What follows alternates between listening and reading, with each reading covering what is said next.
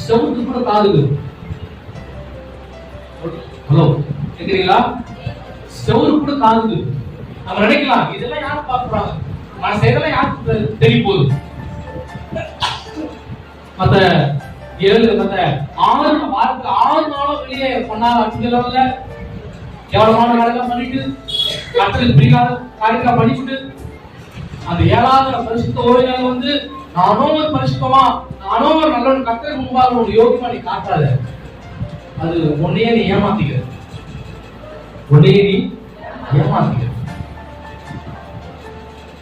கர்த்தருக்கு முன்பதாக மாம்சத்தின்படி நீங்க நடந்தீங்கன்னா உங்களுக்கு ஆத்மீயம் இருக்கு, நமக்கு இருக்கு. யார் முன்பதாக ஆவியின்படி நடக்கிறார்களோ அவர்களுக்கு ஆத்மீய தீர்ப்பு இல்லை. இன்றைக்கு நம்ம எதை செய்தாலும் யோசித்து நிதானித்து செய்வோம். இது நம்ம செய்தால் இதோட விளைவு என்ன, அதை யோசித்தாலே தவறு நம்ம செய்ய மாட்டோம்.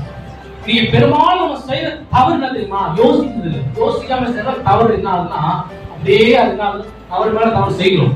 ஆனா ஒரு முறை இது இப்படி நம்ம செய்தால் இது இப்படி ஆகுமே, இதுல இப்படி நம்ம செய்தால் இந்த பிரச்சனை வருமே, இது இப்படி செய்தால் இந்த ப்ராப்ளம் இந்த சூழ்நிலாம் நம்ம சந்திக்க நேரிடுமே அப்படின்னு சொல்லி நீங்க யோசித்தா நல்ல யோசனை சுய புத்தி